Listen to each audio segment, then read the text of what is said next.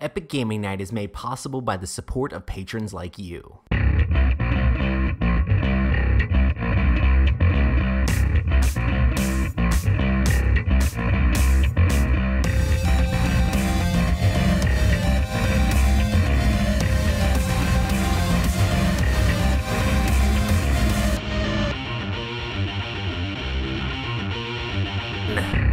Welcome to the Epic Gaming Night podcast, a podcast about the stories and relationships board games create. I'm your host, Roy Canny, and with me as always is Matt. Hello.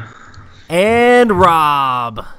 You know what? I get so excited hearing Matt's intro every week. He just is so full of energy.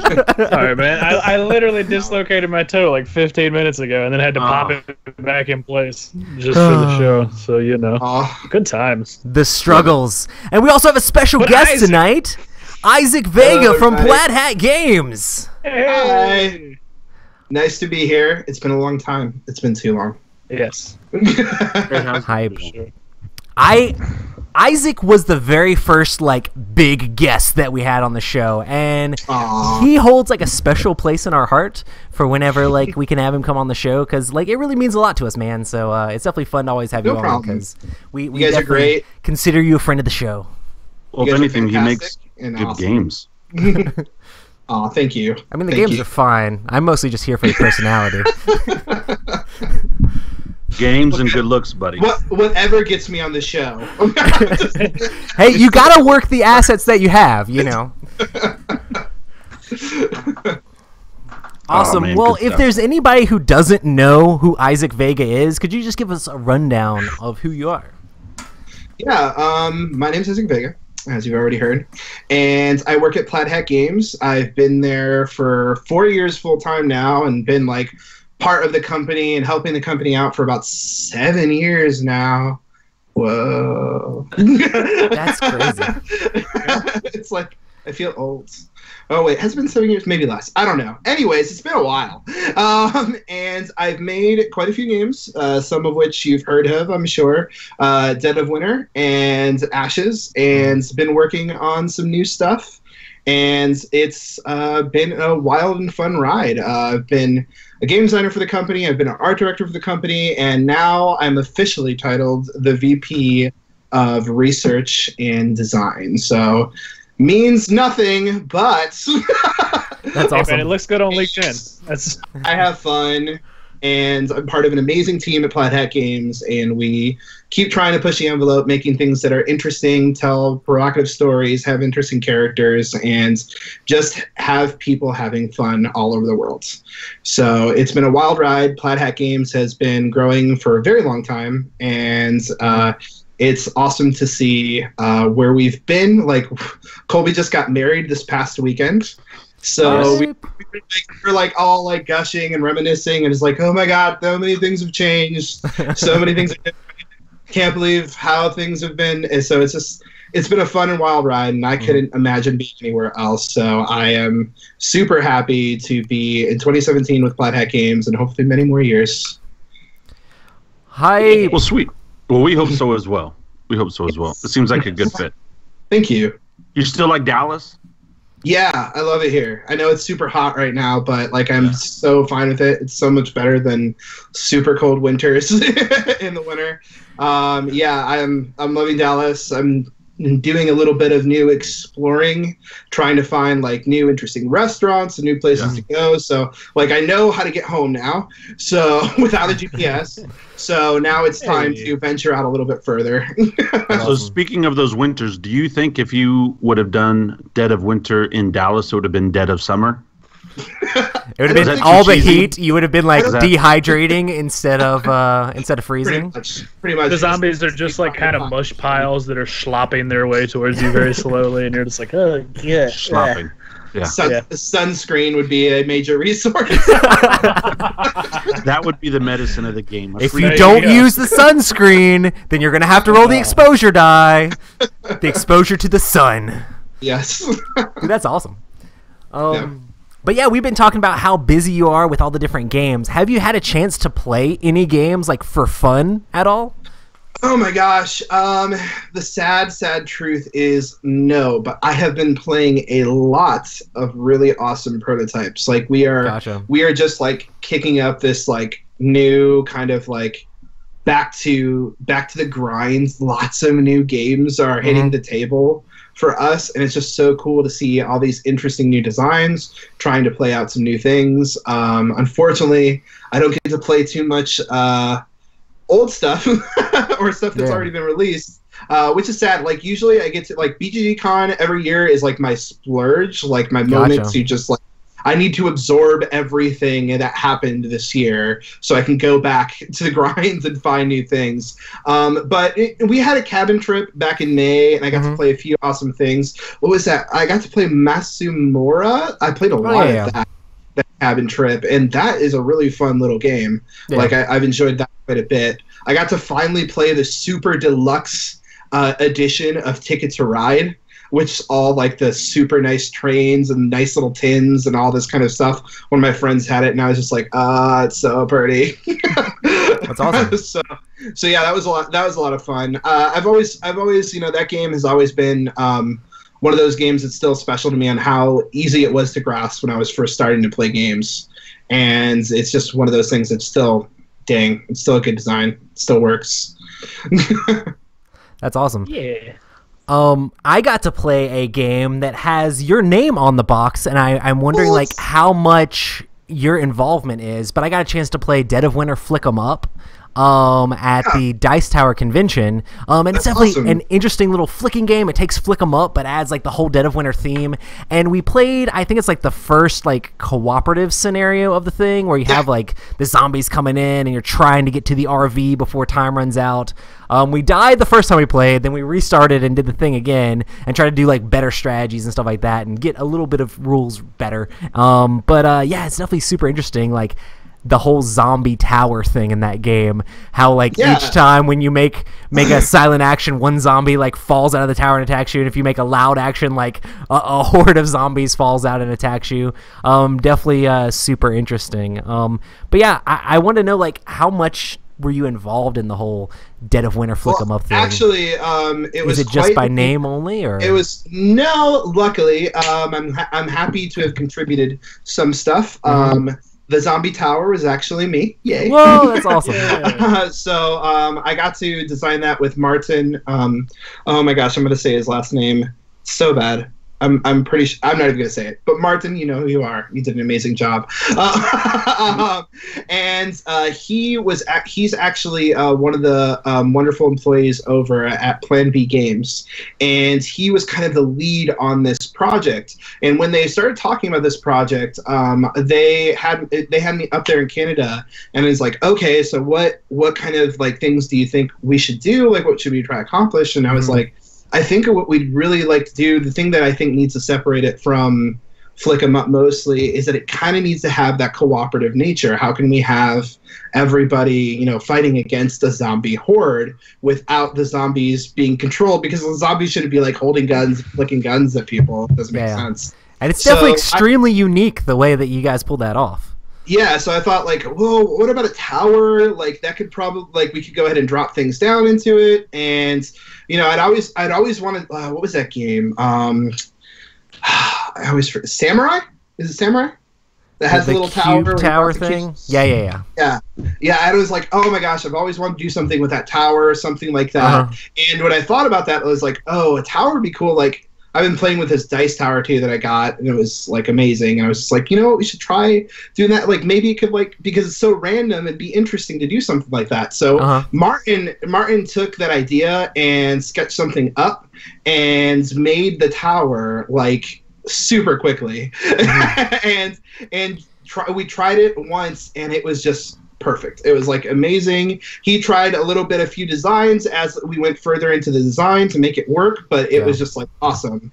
So my involvement from that point on was mostly looking at the document that they were crafting, because they were taking a lot of Flick 'em Up's mechanics and applying them to this game, and really trying to bring in the tower and trying to see what else we could do to bring in more of Dead of Winter's flavor. So I was kind of like the Dead of Winter guy on point. Gotcha. So it's like, how can we infuse more of Dead of Winter in there? Yeah, so I didn't get a chance to try any of like the Betrayer cards or any of the Crossroads mechanics in what we were doing, but I'm definitely excited to see what all the game has to offer. Yeah, so I went ahead and wrote most of the scenarios, not all of them. Martin came in and edited a lot of them and made them good. So I helped kind of give the bones of what, Dead of Winter was and brought it over to Flick 'em Up. And he was the master at Flick 'em Up and just amazing. And he worked with one of the lead designers on the original Flick 'em Up as well and got things going. And they together were able to, handle a lot of the brunt of the work through the transition of us moving from Z-Man to Asmodee. So, I would love to say that, oh, man, yeah, I did so much. But it was, a community effort, but I would say Martin was really our lead guy. He's definitely in the back there as a producer because he works for the company full time. Nice. So do you know if Pretzel's going to have that at Gen Con or what the release on that one is? I have not been informed yet of the release.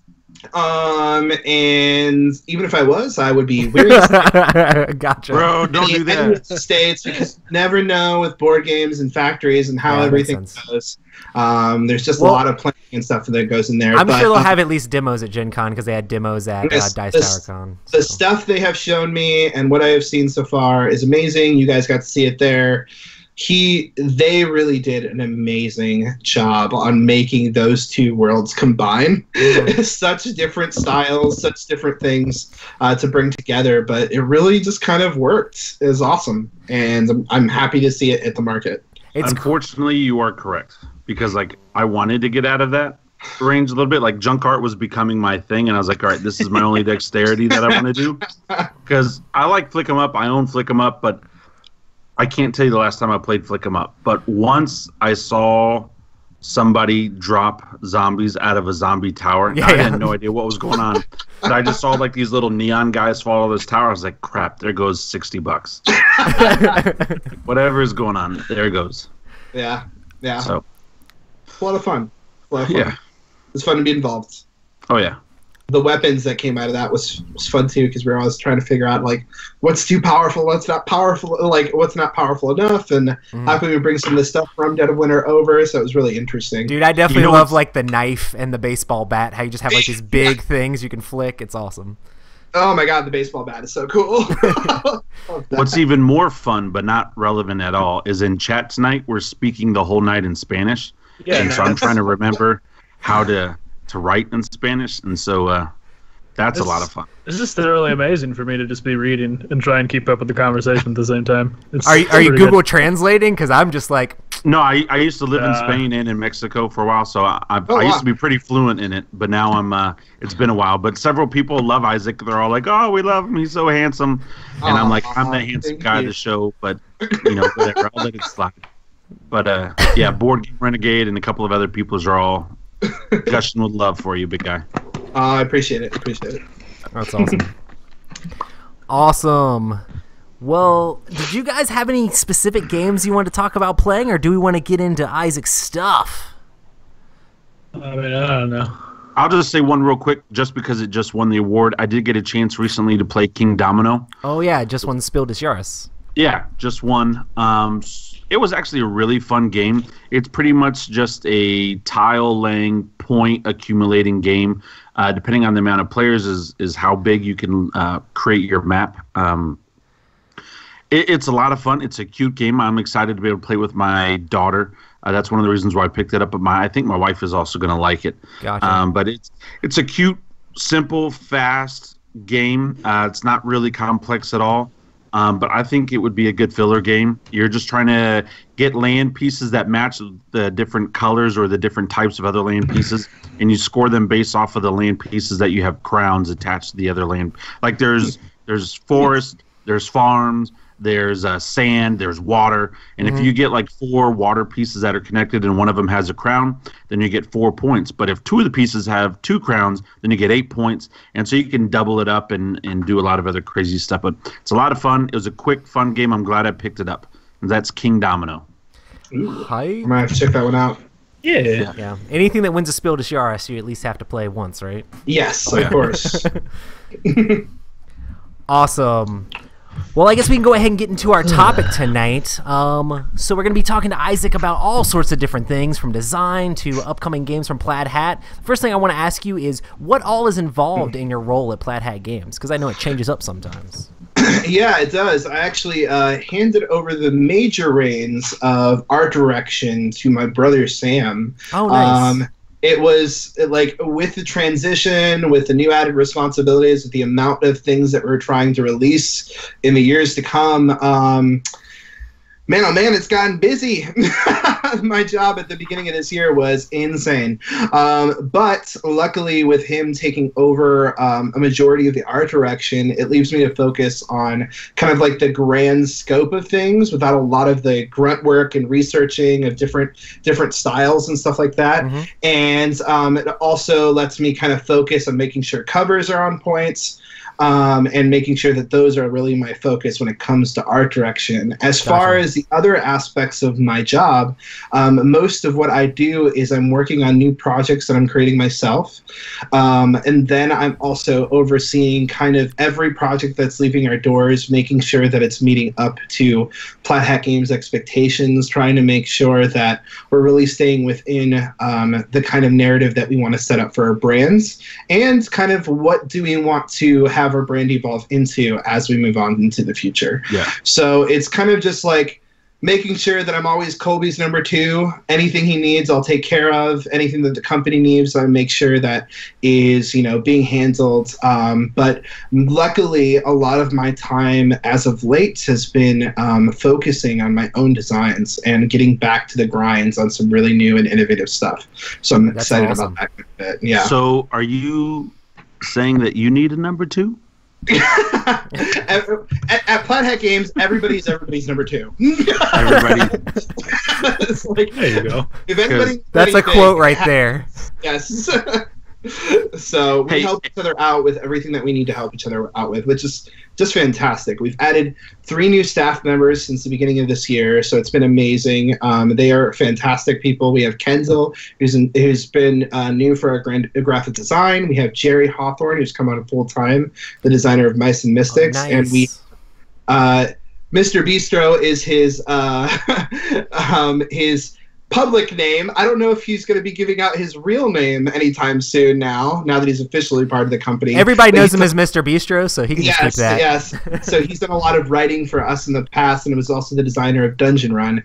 So he's come on full-time as well, and it's just been a pleasure to have them all part of the team. I mean, they've always felt like most of Jerry and Bistro for sure have felt like they've been part of the team for a long time, but it's nice to make it official and to see our little company keep growing. So side note, because you mentioned Bistro, I've been listening to y'all's podcast, and I've been following you guys for a long time. With Bistro coming on, does that mean things are going better for the health and the family and stuff like that? Not getting too much into details, but I remember there was some health issues, and he's doing better, or family members are doing better? Yes, they are. Without going into too much of his personal life, without him here, he's definitely things are definitely going better for them, and he is ecstatic to be part of the company and be able to focus on his family and part of the company, and now not also focusing on another job as well. So that's awesome. It's gonna be great. It's great to have him as a part of the team. So that up a lot of the writing in the Plaid Hat studio there.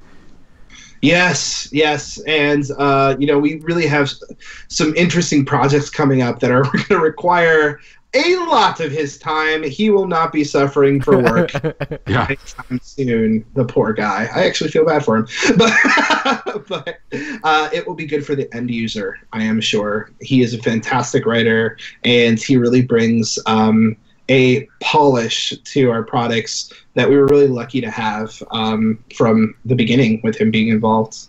Does your brother still write? Yeah, he's still writing. He's working on another novel right now. So yeah, he's trying to get another series going. So he's always working on stuff and doing interesting things there, coming up with new ideas. We drive to work together, so we often are just chatting about new ideas and new interesting things that we want to bring either to the board game world or to his novels or something like that. So he's awesome. he's a great person to chat with about new ideas. Oh yeah. Yeah. Nice. Awesome. Well, I know you used to do a lot of the art stuff. So how important do you think that good illustration and graphics are in a board game? Oh my gosh, incredibly important. I mean, if you've seen over the last 2 years, the amount of just gorgeous games coming out. Everybody. Not Ethnos. Yeah. Not Ethnos. Oh boy, that's an ugly game. It's not a bad game. That's an ugly. You're gonna game. make chat care. mad again, Rob. You're gonna make chat mad Here we again. go. Don't care. Every day. Ugly game. And Rob's the here to artwork throw is dark. shade. That game, I tell you what, it pisses me off even more now after playing the game, because it's not a bad game. It's a fun game, but it's so the cards are too dark. You can't really get out the detail, and the board looks like some executive's son did an art project in the 5th grade, and like, here's your board game. Gosh. Anyway, sorry. So what do you think about art, Isaac? I love art. I love art in many forms, but sometimes it's not good.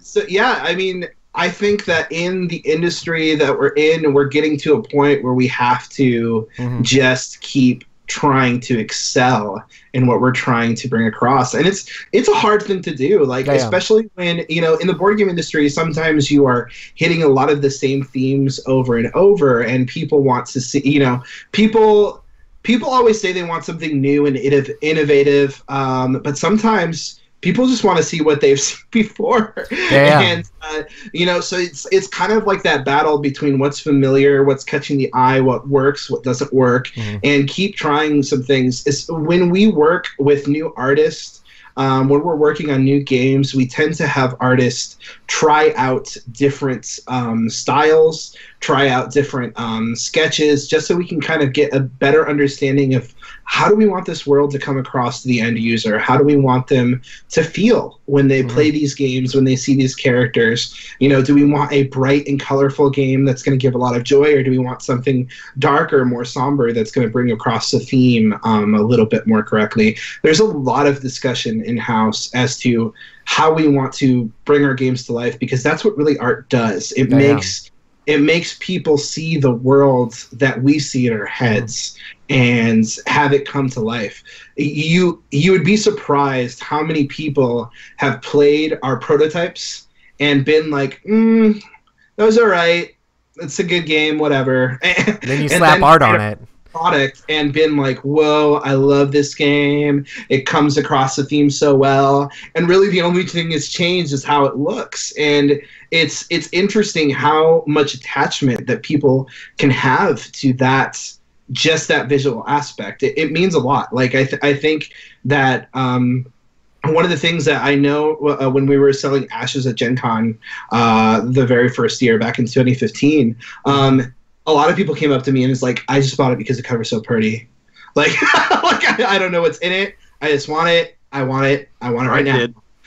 So it's just like there's a lot to be said about eye-catching art, talented artists, and working, not staying comfortable in stuff that we've done before, trying to always, hey, if it's a new theme, it's something interesting that we want to bring to this world. How do we make it look stellar, look awesome, but have it be its complete own IP, make it feel its own way, make its world feel interesting.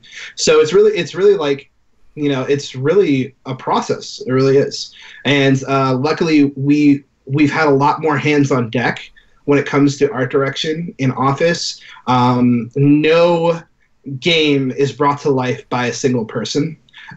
So we have everybody come in and say, how does this look? How does this look? You would not imagine how annoying I am when it comes to a new piece of art. And if especially it's an important piece like a cover and stuff like that, I call everyone in the office and say, hey, look at this. How do you feel about this? Does this evoke what you want? And then sometimes I have artists do like 5 different sketches or thumbnails of different pieces and like, hey, which one really says the theme more to you? Which one is giving that? And I'll go ahead and try to say, oh, okay, this is the reason that I did this here, and this is the reason I give that direction. And does that really come across? Because if it's not coming across the way that I had instructed the artist to do. If it's not giving that intention to the people that know this game, that have played this game, then it's definitely not going to invoke that to the people that are buying this game.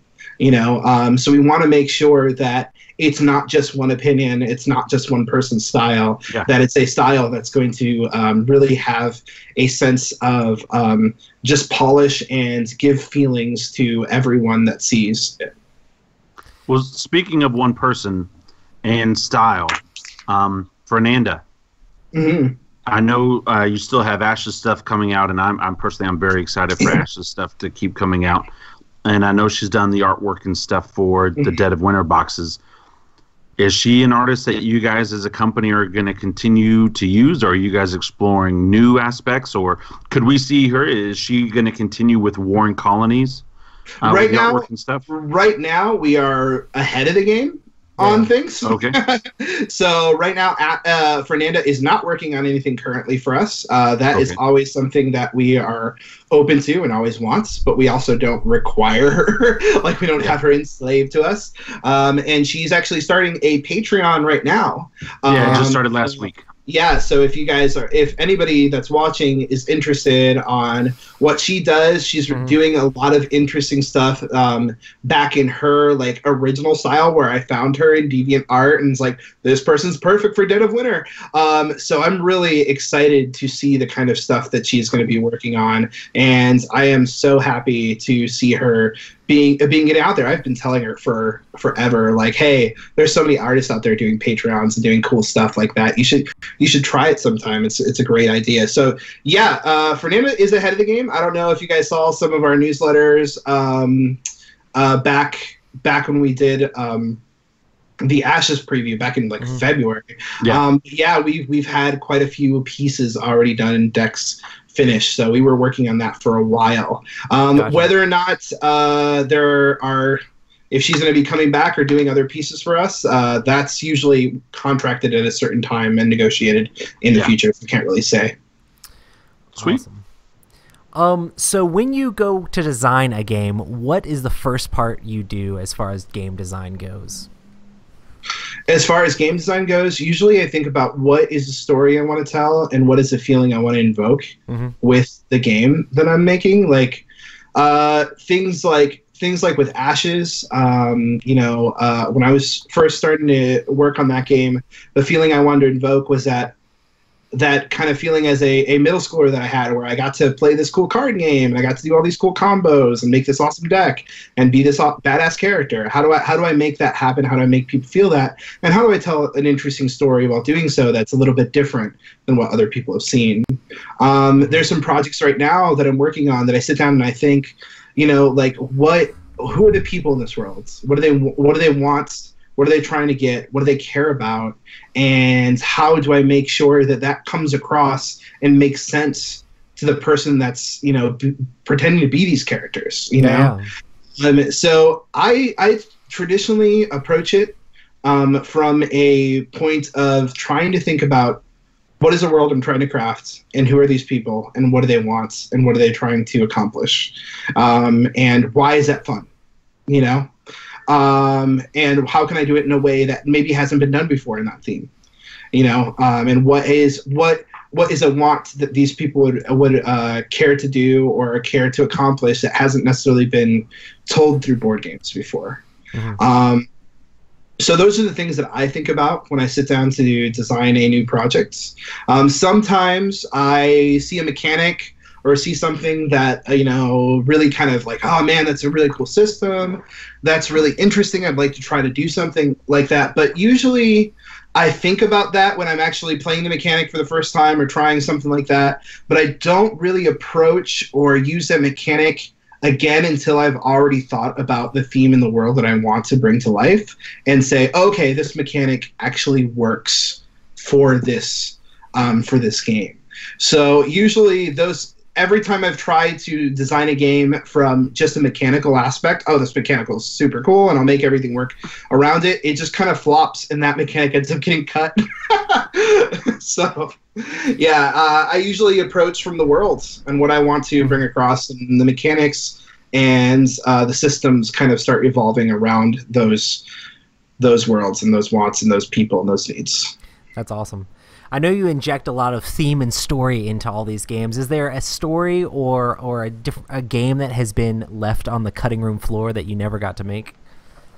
Yes, there is, but I don't like when I saw this question. You're like, I might go back to it someday. I know this thing. I know exactly what it is. I had I had an interesting world built. I had all these factions built. I had all these characters. I had this god mythos going on, and it's like all these things. Like I was like, oh my gosh, it's gonna be so cool.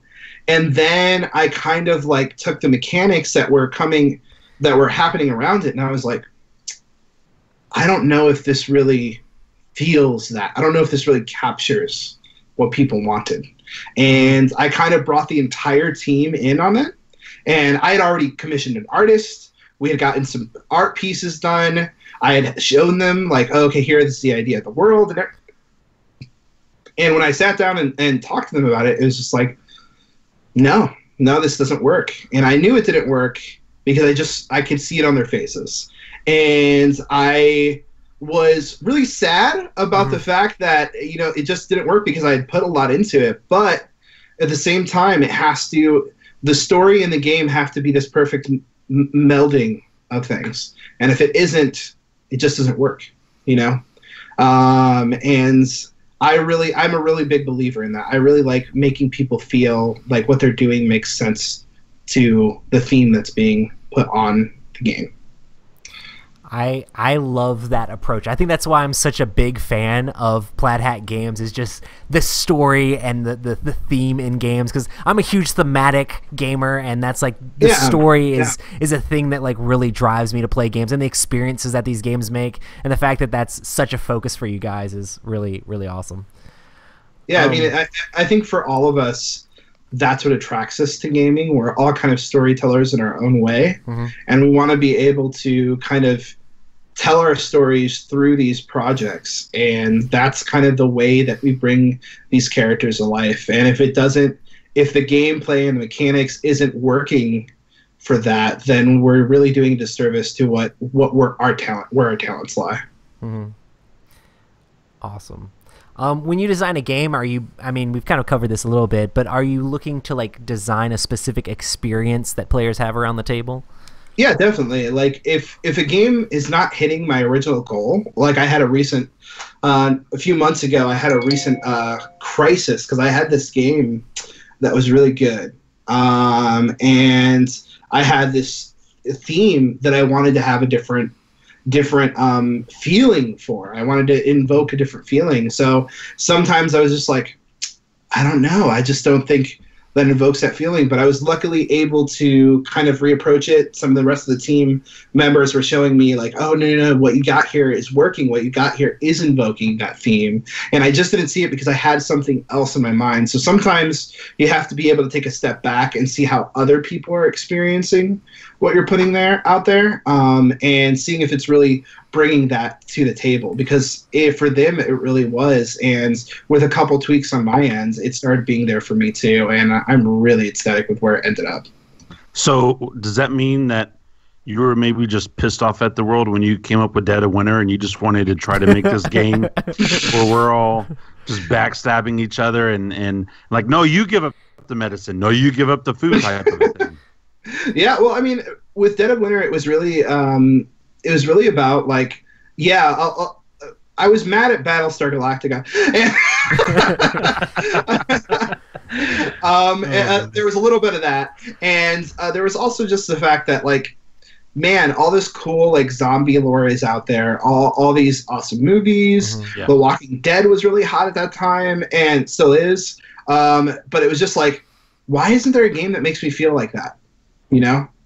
Why isn't there a game that makes me feel like that? And that's kind of where the seed of everything started, when me and John started having that discussion. And man, oh man, like that's what really came across, and that's why I believe that Dead of Winter was such a big hit, because that's what I think The Walking Dead hit that same feeling where it's like the people are the story, not the monsters. Absolutely. And when we realized that as well. I think that's why Dead of Winter really kind of hit its stride. That's why the Crossroads game really came to life, because the people are the story in this. You as the players are the story, not all these crazy different monsters that you're fighting, but the people that are involved in their decisions and why those are interesting. Oh yeah. And the whole Crossroads mechanic makes you conflicted in those emotions a lot of times, which is pretty awesome. Yes, and that's why we're excited. We're working on some really interesting implementations of utilizing that mechanic, and I can't wait for the next coming years for you guys to see some really cool ways in which Crossroads games start to evolve. We can't awesome. Either. Oh, such a long time coming. Hey, it's going to be so good, though. There's a lot of writing in those games, all right? We absolutely. Well, that's why, though, I'm also really excited for Warring Colonies, because I think, to me, that'll be a good hangover while we're waiting for other projects with the Crossroads. But the fact that you're going to be able to have the 2 games together, and it's technically 3 games, that's what gets me pretty pumped for that, is it brings it all together, and then it's screwing each other even more so. And so I'm excited for the future, of the Crossroads. I'm excited for space, but for me personally, I'm definitely a bigger fan of the current theme. I love the whole Dead of Winter type of theme. I'm very excited to see. I'm very excited and petrified to see what ends up happening with game groups that end up getting really into Warring Colonies, because there have already been ruined friendships through Dead of Winter. Now it's just going to be full on clan wars, like against each other. It's gonna... Rob, you just need to stop taking things too seriously, man. Bro, listen, I will get over it the next day, but that night I hate you, and it's fine. I love that. Yeah. Rob says that because we played a game with my dad and our friend Hector, and I was a good guy, and I had completed my objective, and I was just forcing the main objective like super hard. I was like, we gotta win the main objective, and I basically had the whole time. I had talked the other characters out of like going for their regular, not purposely, but I had talked them out of going for their objective, their personal objective, and just focusing on the main objective, because I had already completed mine. So I'm like, hey, we just got to do this and we win the game. But I ended up being the only one that won, and like they found out that I had been hoarding a bunch of medicine and stuff, and there had been so many crises or the different things that happened where we needed medicine, and I was like, does anybody else have medicine? We gotta have medicine. I was just holding on to medicine the whole time. Oh man, I love the stories that game makes. Yes, and it's fun. Every time I go to a new convention, there's always a different story that comes out of that, and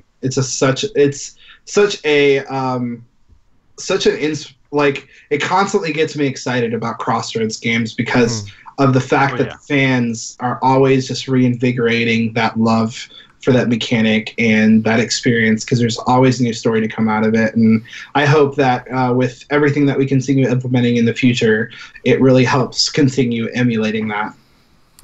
So if you had one tip you could give to a first-time designer, what do you think it would be? I think the biggest thing that I have learned in my time period is to make your prototype as quickly as possible, and get it in front of as many people as possible, and have a super thick skin. Be willing to make sure that you are open to criticism and learn what is good criticism and what is criticism that's just like, hey, maybe that's not what I want to focus on. Really be understanding of what you want to accomplish, and be okay with trying to hit that goal, even if it's not what everybody else is saying that you should hit. If we would have listened to everybody when we were designing Dead of Winter that wanted something different, it would have been a game about wolves, or a game about like post-apocalyptic raiders, and we just stuck with our gut and just felt, this is zombies, man. This is zombies. Makes you feel like that. Because everybody was saying there's just too many zombie games in the market. There's just too many. You shouldn't do it. and boy, were they wrong. Yeah, Yeah, it's the zombie game in the market. So I'm not saying that you should just stick to your guns, and never let anybody else's opinion in. But I think that having a balance of both is really what you need to figure out, and just continue editing and editing and editing and editing and editing until you feel like you have something singing, until you feel like it's hitting your goals, and you've made the game that you want to make. And then there's also like, what are goals that are what you want? Like some people want a goal of making a game that's a game they wanted to make. Some people have a goal of making a game that's going to be a success. Some people have a goal of making a game that's, entry level and easy for as many people as possible to play. So there's a balance of that, and you may make the perfect game for you, and it may be the best thing for you and your game group, but it may not be something that is good for the market or the company you're pitching it to. And there's a lot of things that I've learned, but for first-time designers, the best thing to do is just to design, to get in there, design. It's just like when someone who's writing a novel tells you what's the best thing to do. It's read and write. Like, get to it. You just have to continue playing games and design your game, and just do it over and over and over again. I have so many scrapped prototypes. I have so many different cards that I've designed and thrown away. I just designed 52 cards last week, and I'm throwing them all away. Holy smokes. But I have gotten really detached from that, because the end goal is to make a good game. Nice. To make a good game that my audience is going to enjoy, that our company is going to be proud to put out, that that is going to be good for the survival of our brands and for the survival of everybody at our company. So it's not always about me. It's about trying to accomplish my goals. And sometimes you have to kill your babies to do that. You heard it here first from Isaac Vega. Kill your babies. If you want to be a good board game designer, kill your babies. No. New board game coming 2018. This show's sponsored by Plaid Hat Games, specifically Isaac Vega. Oh Lord. Yes, all my board games are my babies. I love them all, and it takes a lot of work. You get emotional. You put a lot of love into these projects. You when especially us here at Plaid Hat Games, we're not designing a box or just a game. We're designing an entire universe in this little box. And we're trying to figure out how all of these little mechanics and things come across and come to life, and that can put a toll on your soul if it doesn't work out sometimes. But man, oh man, has it really worked out in some situations, and has gotten us where we are today. And we're so happy to be able to do what we get to do every day, because not everybody that designs board games gets the opportunity to work full-time in board games. And we are super lucky that we've been able to get to that point. That's awesome. Well, Matt and Rob, do you have any other questions about board game design for Isaac before we move on to Plaid Hat's new games? Not really. I mean, he kind of said everything that I've been trying to do myself. And I think one thing that has helped me in my little board game design is I also am writing a book, and I have grown to have thick skin. From food and from rejection, and so that is helping. But yeah, no, just I mean, I'm not going to argue with one of my favorite designers of all time. Yeah, absolutely, just play it a lot, break it, find out why it's broken, and make it better. Yes. And one of the biggest things, when you think you're done, when you think you have got the game, give it to a brand new group with the rule book and have them play it without you saying anything. Yeah. Preferably you not even in the room. make sure that happens before you release a product. Yeah. All right, because you really need to know if it's going to translate from paper to gameplay instead of it coming out of your mouth. That's like one of the most important things. For sure. We've had so many discussions in office and so many frustrations with trying to make sure that what we have made doesn't just work for us in this building. We want to make sure it works for other people out there, and it is a hard thing to do. I'm sure. Awesome. Well, let's go ahead and talk about some things from Plaid Hat Games. The first thing we wanted to ask you about is what all's going on with Ashes? What's coming up, and what's the current goals with that game? Yeah, well, if people have been paying attention to our website, we have the deluxe expansions, the Law of Lions and the Song of Soaksend, going to be coming out later this year. There are going to be copies available at Gen Con. I am not at liberty to say when our release date is going to be. So sorry, everyone who I know wants to know. I apologize. they should be at Gen Con. Everybody else is. So, yeah, and then we have some others right behind those. We have some really cool Phoenixborn's Echo, Greystorm, and Jericho Kill. Two of my favorites, new upcoming ones, and they're going to be amazing. Those are going to be packs that are going to utilize the new dice that are coming in the deluxe expansions before them as well. And like I said, we have even more decks already designed, already completed, because like I said, Fernanda's ahead of the game. So yeah, we are excited to release some more stuff and get the game rolling again, because it has been a long time for fans to wait, unfortunately. We have been through not one, but two acquisitions. Through the very first day that Ashes came out, we were also acquired by FTZ.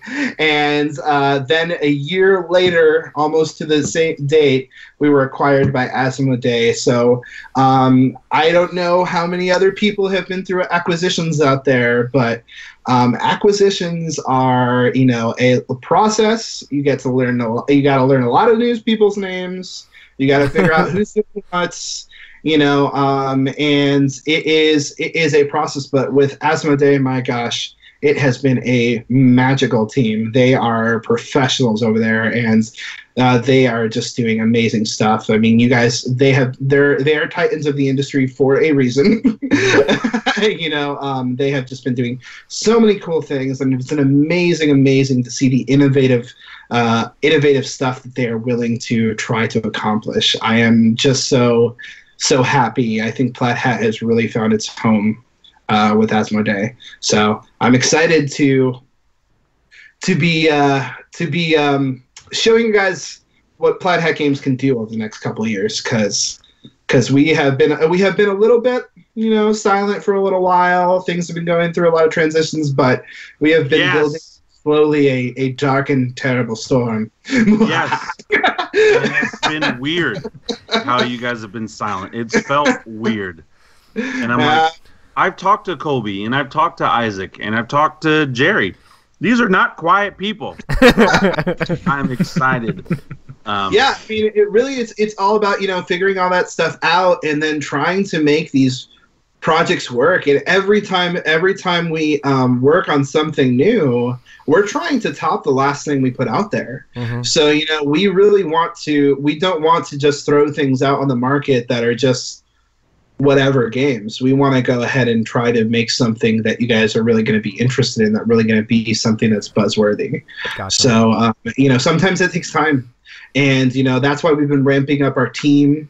We've been hiring new people on. We've been trying to figure out, what are the best ways to approach certain things, working with new and interesting artists, working with, a new graphic designer, trying to, handle the workload of multiple projects at the same time. We have new designers that are going to be putting stuff out through us as well, that you guys are going to be seeing here in the next few years.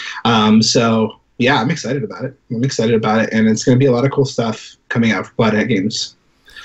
Awesome. So back to Ashes, is the tournament scene going to start revving back up with the new stuff coming out for the game? I know you guys are currently doing a like Fate thing with the dark and light and stuff like that. Yeah, another OP. Yeah, the War Within has gotten great reception.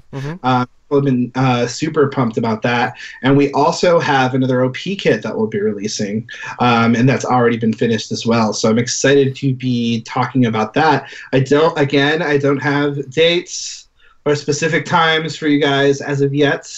We have to be very wary of those things. It will be coming, and the OP team at Asmodee has been awesome. They have been doing a great job. They have so many cool resources and the ways for us to do interesting new things. So I'm excited about it. And we also have some pretty cool prize support for Gen Con as well that they're working on too. So that's neat. Nice. Awesome. Well, let's talk about Dead of Winter Warring Colonies. This makes it so you can play both of the expansions together. How all does that work? So what you're going to be doing is that you're going to go ahead and trying to get 10 of your favorite people over to you. And then you're going to have to stick 2 large tables together and duct tape that's them awesome. together. And then you're going to have 2 copies of Dead of Winter and Warring Colonies in order to make this mega game happen. Or Long Night in Dead of Winter, right? Yes. Either way that you want to combine it. So yeah, you can do it. You can do it with 2 copies of the original Dead of Winter, 2 copies of Long Night, or 1 of each.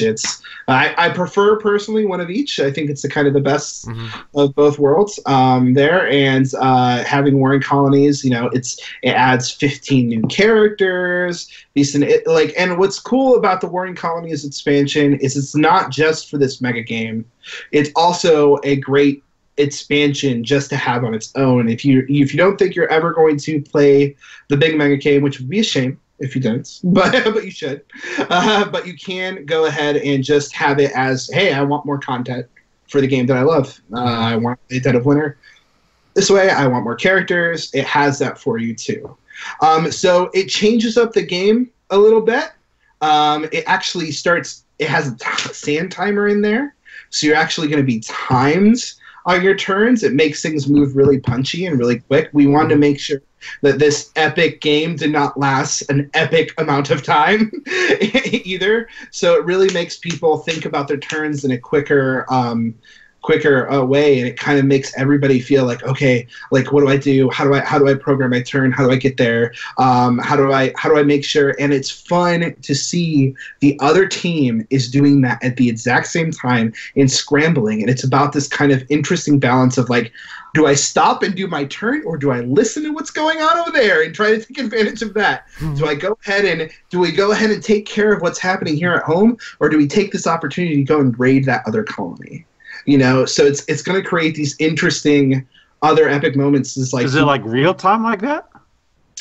So what you're going to be doing is you take this time period in which you're programming part of your turns. Yeah. And other time period in which you're being timed and actually activating those turns and then seeing what's going on. So it's just like it's this fun romp. It's really, you really have to see it to experience it. We're actually going to be having tournaments. Is this an invitation to Dallas? Let's get in the car, Rob. Let's do this. If you guys want to come to Dallas, you just let me know. All right, you just let me know. And I'll make it happen. We'll just make that happen, of course.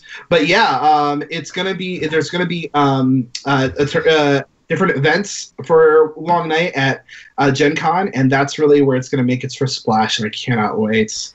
I cannot wait till people get to experience that game. Hold on. It's really so you're gonna be demoing it at Gen Con?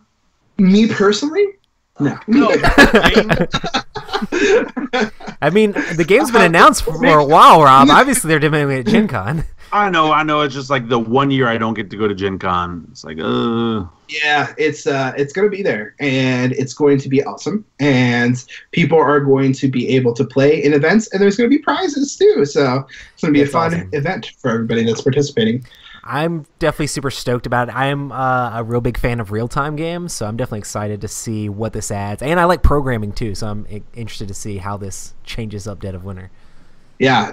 I mean, I have been just like, I've been a little bit more on the back burner for this one. I just kind of came in at different points, was able to see it going on. Really, the lead on this was Timothy Meyer, who has been a volunteer for us for 2 years, and he has done amazing work for us on that game. And Colby as well has done some pretty cool stuff. And even our good friend Joe, who was our web developer, who is slowly turning into an amazing game designer. No, not slowly, quickly. I apologize. He's done some awesome stuff. So like we are just an amazing team around it. They turned it around in an amazing amount of time, and they brought some really cool and zany characters into it too. So I'm excited to see that hit the market. I think people are really going to enjoy it. Awesome. Well, definitely looking forward to Dead of Winter Warring Colonies. Next thing I wanted to ask you about, this is a game that I know you guys have put a bunch of different articles out about, and I've been like really enjoying the different artwork and stuff like that, but I don't really know a whole lot about the game, and that's Crystal Clans. Now, Crystal Clans is much in the same vein of games that we have done, in the past, like Summer Wars. Gotcha. So you are taking over a clan, and it's this pre-built deck that you go ahead and get to utilize some interesting abilities. And what's really neat about this game is that you're trying to take over 2 zones on the board in order to be able to spend your actions in order to purchase these crystals. And this action meter is one of the most unique mechanics that I really enjoy. What you get to be able to do is that on your turn, you're pushing this action meter towards your opponent. And as soon as it crosses this threshold, it becomes your opponent's turn. So then they get to go ahead and utilize the points that you have given them in order to then push that gem back past your threshold, and it goes back and forth like that. So you're constantly trying to just like, oh my gosh, do I go ahead and pay for this really big dude? If I do that, that's going to send that way over on their side, and they're going to be able to utilize a lot of points and a lot of turns. Or do I go ahead and do all these little dudes and form with these squads? And how you form with these squads is that you get to go ahead and place up to 3 units in a zone and actually formulate the way that they're stacked in order to utilize the ability of the unit on top and different powers that they have, and see which one will die and do different things in that format. It's just really interesting design that has been through lots of playtesting, has had a lot of our top Summoner Wars playtesters come back and really enjoy this new interesting game. And it's done in this style by a new artist that we started working with, Mark Abel, who is amazing. He has done such beautiful, beautiful work, and it really brought this game to life. The board of this game alone is one of the most gorgeous, I think the most gorgeous board we've ever done, period. So it is a fun, quick romp. It's spec to play within 30 minutes, just like Summoner Wars. Super quick, super awesome, and lots of different unique factions that we are going to continue expanding. We just got done making some more, and those are going to production soon. So we are excited to keep supporting this project as well. Dude, that is awesome. I definitely have been enjoying the art for it a lot. I know the undead have a unique look to them. They all have sugar skulls and stuff. I'm like, yes, because I love undead in games, and I think those guys look great. So those factions are really fun design. I actually did 2 of them, and then Sam's took over that project partway through and has done so much cool things on the rest. He has really come into his own as an art director for that, and has worked really well with Martin Abel, who is just a phenomenal artist and just bringing a cool new style that we've never really done before too. So which clan did you make so we can know if it's the worst one or not? Well, I didn't design the actual mechanics. I was just working on art directs. Oh, gotcha. You need to retract that statement, Roy. I don't think it would be at all the worst. You don't think that Isaac can make bad things? That they're all great?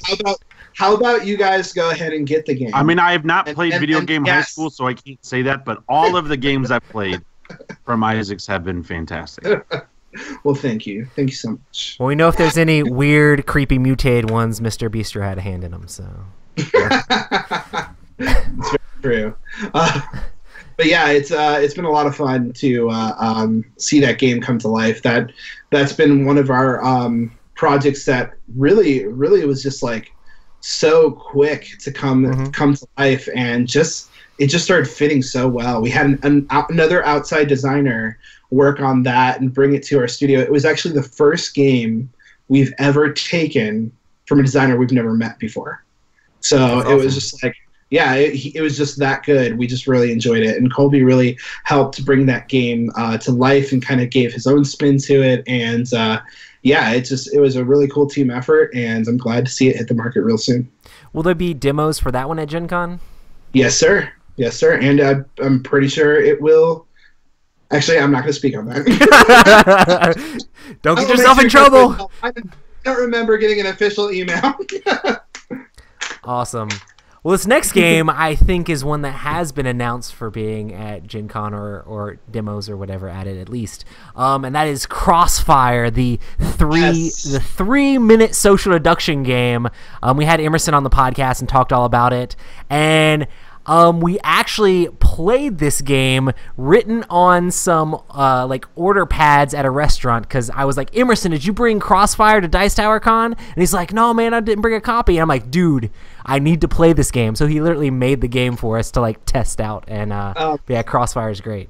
Yeah, Emerson's fantastic with that. He has so many interesting, unique designs that he makes me so jealous with how much he can do with so little of rules and elegance. Like, yes. Oh my gosh, I do not design games like that. Mine are just these giant, huge beasts that are just crumbling down, and I just have to start cutting things off of them in order for them to look like anything. And he just does so much with these little elegant mechanics that are just so cool, and I am just blown away by what he's been able to do and bring to the table.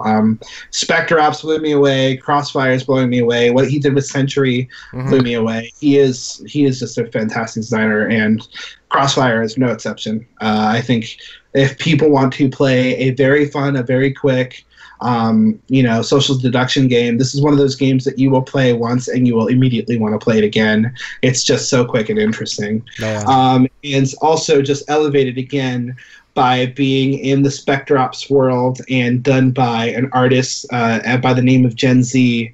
And she has done some amazing work on games like Bastion, and she's worked on Transistor, and she is just a phenomenal artist that I can't believe agreed to work with us.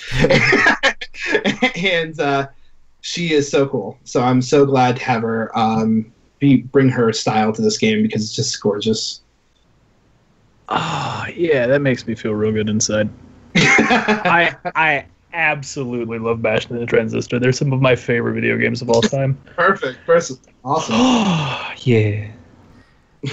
But yeah, that's definitely going to be a game that I like have to own, just because so quick, and I love social deduction, so like that 3-minute social deduction game, and it's like people are like, oh man, there's so many social deduction games, what sets this one apart? It's like just the knowledge you can get while playing the game, like being able to know what's going on. Like you're like, well, I know one of you guys has to be this because I saw it, but you're never quite sure. It makes it really interesting. And then when you can just catch people in lies 100%, but they still don't know that or you can fake catching someone in a lie because it's you, and you can be like, I saw that we passed this, but I know it's not me, but it is you. Like you can just mess with people's heads. It's pretty fun.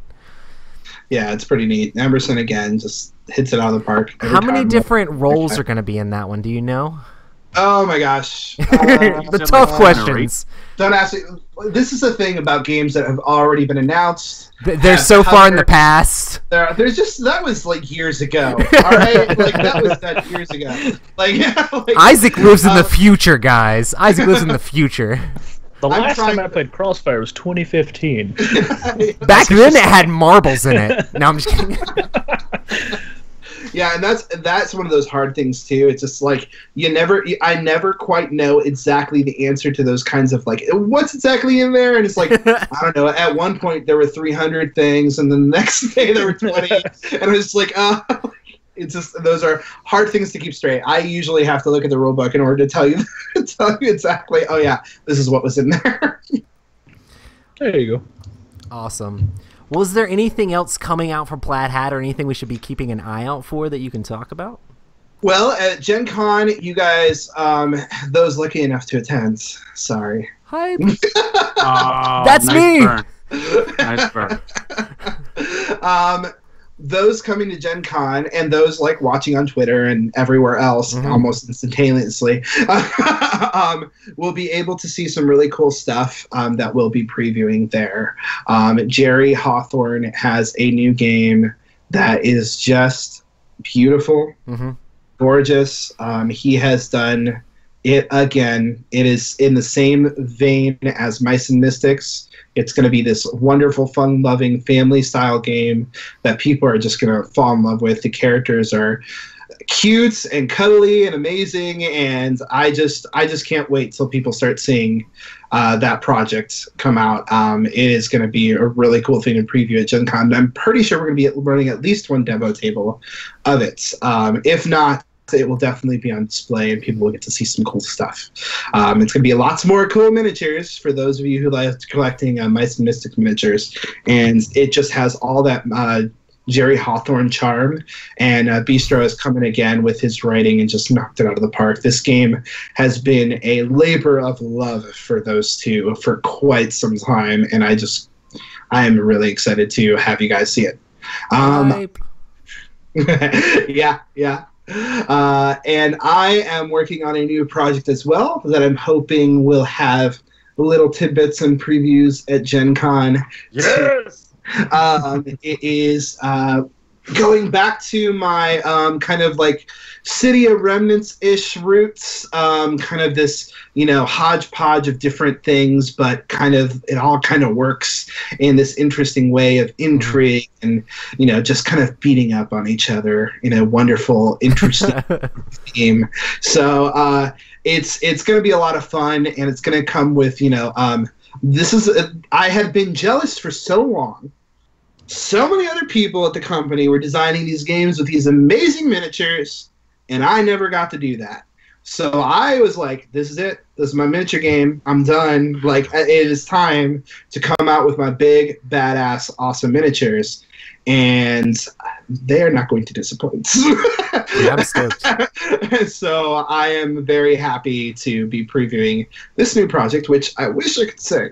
But it's not the right time. It's going to be a Gen Everybody's going to be glued to like the Twitter feeds being like, what's Plaid doing? So yeah, I mean, definitely stop by our booth, say hi to the team. Gen Con's going to be a fun show. Like I said, there's going to be those Dead of Winter events. There's going to be Ashes events. There's going to be Crystal Clan previews. There's going to be other previews. We're going to talk about a lot of stuff. Oh, and there's going to be signings of the Dead of Winter comic at the Gen Con booth as well. Oh, nice. People that are interested in coming, the writer and the artist are both going to be at our booth, and those come with a free promo for Dead of Winter as well. That's awesome. Yay. That's so great. Bro, we're having a baby. It's not like I don't want to be there. It's literally, I wasn't thinking clearly. It was a dark, cold night. Hey, we were rubbing bodies, and then come to find out. You didn't have Isaac's name in the baby's name, though, so. Okay, but that was an accident. I didn't mean to have the other names in there. But I was thinking about Isaac when that was going down. Oh, no! Whoa, that's a anyway, lot of Anyway, hey, real quick. I have a huge... child. I don't know. There's something about him. I can't get that. It's the beard. He's thinking that if he thinks about you, maybe his child will have game design genes, great ability to design board games that he can then get for free because he's dad.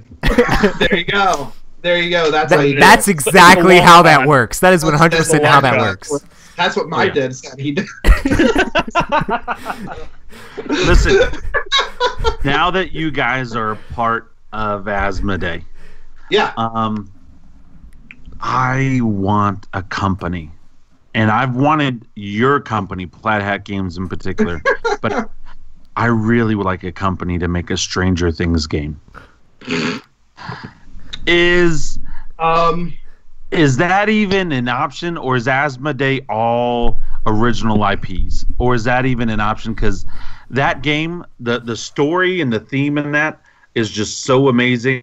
And nothing against Cryptozoic, but they've sucked with their IP. I will tell you this. I will tell you this. When Stranger Things came out, we had me and the Plaid Hat team and many others had long discussions about Stranger Things. Bro, it's so good. And we will continue to have those discussions. There we go. All right. At least until the second season comes out. I'm going to be the optimist, and I'm going to read in between the lines. And you could just be talking and having discussions as fans, or you could be having discussions as developers. You start seeing the lights flicker and under certain letters. Then you will know. I will encrypt it for you from the from the other side. Yeah. The upside down. From the upside down. There you go. Bro, that would be so amazing. So, yeah. Okay. All right. I'm just waiting for the board game that you can hook up to your the smart lights in your house that then create dramatic mood lighting. That'd be neat. I'm just telling you this. I know, like, I was just discussing this with the team today. I was like, we're gonna be having a Stranger Things viewing party at my house when the second season comes out. Are you gonna watch the entire thing sitting? We're taking an entire weekend and just like binge it and go crazy and take a whole bunch of food and just chill and watch all of it because we are huge fans. We should do that, guys. We should do that. Newborn anyway. I'm already gonna be up. And she's going to be so young where she's not going to be able to understand what's going on. She's just going to know that daddy's crying. So, yeah, I'm totally down for doing that, just like I did for the first one. Yeah, we are big fans of it, and we've been talking. Like, we at Plaid Hat Games are in such an 80s kick right now. It's crazy. So I think everyone's going to be happy. Don't worry about that. Man, that would blow my mind. That would blow my mind. Well, awesome. I'm not guaranteeing anything. My God, that would be so cool, though. But no, we have not been approached by the Stranger Things people. What are you, crazy? Well, no, I just thought because you guys being so big now, and big part of Asmodee, that like you guys could approach them for that IP. Because you got to know this, they're going to start Netflix coming out with plays stuff, all their games, right? They're going to start whether it's toys or other games or video games. Like I think for a video game, it'd be a really cool Telltale game. For a video game, it would be a cool Telltale game. So that'd be kind of fun. And so I'm just thinking, like, man, for a board game, I don't want this to be a Mattel or a Hasbro or something like IP pasted on. Like, we need someone who cares about the theme. Well, and also with the Upside Down, like the stories that you could make with that. It'd almost be like an extreme, more adult-themed Tales of the Arabian Nights, but with like a cool board. Because the stories you could go off on that thing would be Rob's so amazing. Just designing the game right now. I think you should. Yeah, totally design games around IPs. That's great ideas. You know, what's great is when other people design games that I get to play. Boy, are you in for some treats. Yeah, nobody wants to play my game. Actually, I did get good feedback from it, so I won't say that. Awesome. Well, we pretty much did a really good job on the next question about all the awesome things you guys are doing at Gen Con. I'm not going to make Rob cry anymore. But if you weren't a board game designer working in the industry, what do you think your profession would be, or what would you want your profession to be? Oh my gosh, I would love to write comics. My God, it'd be so cool to write comics. Mm-hmm. I plan on trying to write some at some point, but every time, like, I've been thinking of so many ideas, but I just never get pen to paper, and I'm really lazy when I'm off work.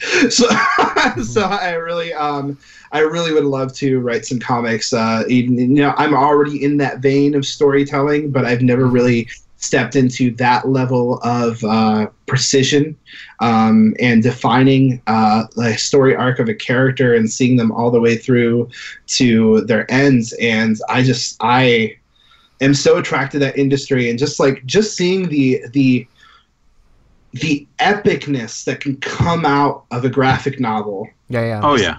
This day and age is just mind-blowing. I know it seems like it's so, like, for new stuff, I know it's probably seems like it's so far away, but it's still, still just just being able to bring your story to life in any way, shape, or form is a passion of mine. Mm-hmm. And I would love to do that. And might one day, but right now I am very, very happy at Plaid Hat Games. I'm very happy doing what I'm doing, and I can't wait to see the other things that we're going to be able to bring to market, because it's going to be so cool. And if I ever get the opportunity, what's cool is that Dead of Winter, game that I worked on, is now a comic, so it's happening in a weird other way. Yeah, that's awesome. So it's just so neat. So it's kind of like that dream's already coming true in a little bit. So it's just so cool to see what board games have started to become, and we're not the only ones doing really interesting narrative games. Like, there's this Gloomhaven. My God, I've been wanting to play that game forever. It's good. Mm-hmm. I want to play it so bad. And all the stuff I've heard about it has been amazing, and I really give that one guy, Isaac Childress. All these people named Isaac making great games. Isaac, just like the amount of work he put into that project, I tip my hat to you, sir. If my plaid hats. He started a Kickstarter for Founders of Gloomhaven, which is like a tile laying game, which is entirely different, but in the same realm. Yeah, he's a superstar, and he's getting some work done. I'm excited to see what else he brings to the table over the next few years. Can't wait to get Gloomhaven to the table myself. Jerry has the giant box just sitting in his office. Yeah, it's huge. It's ridiculous. Saying like, hey, we need to make time to play that. So one day soon, we'll be able to.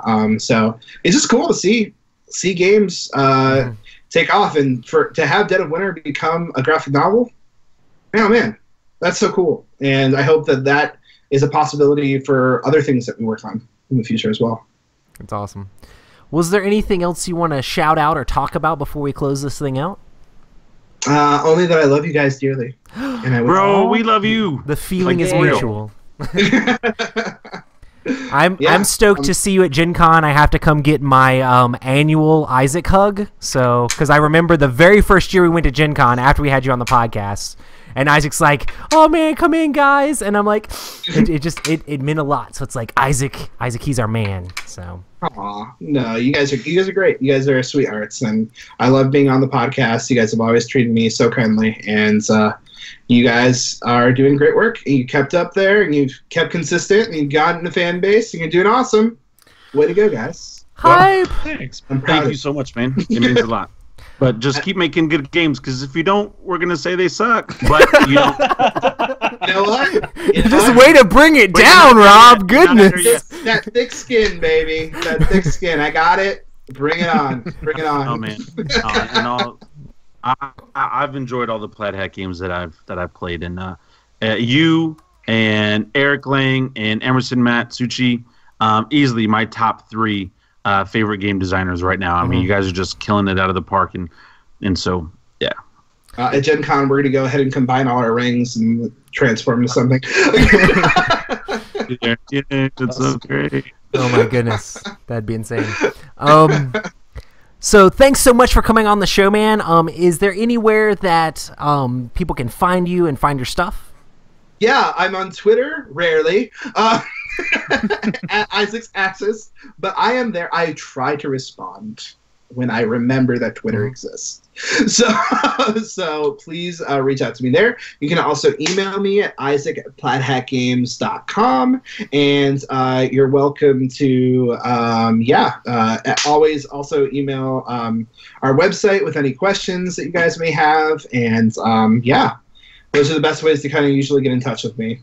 I did get a message the other day that like you posted something and it said, Isaac hasn't posted in a long time. Check out this post. Yeah, it's just kind of like, man, like when I'm in game design mode, I just pretend that the rest of the world doesn't exist. And I have been in a lot of game design modes. So it's just been like to the grind. It's like when I'm on Twitter, that means I'm usually not working on anything new and just trying to promote things that are out there. So, like, or just like something funny happens and I want to be a part of it. So, like, well, speaking of promoting things, is this the point where Roy gets to ask a couple questions about a certain thing?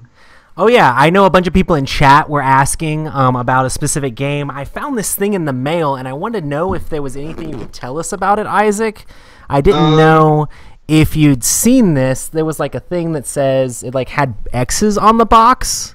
No, never seen that before. Not once.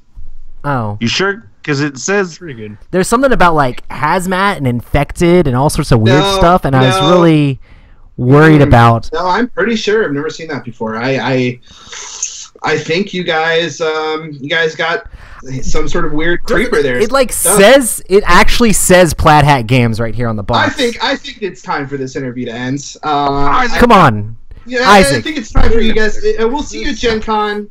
Bye. Bro. See you guys. Bye. I'm good. You know what's going on. Come on, man. I'm good. Come on. Just a little bit of information. Just a little bit of a something. The people need to know. He just hung up. Anybody else hear a helicopter? Dude, my doorbell just rang.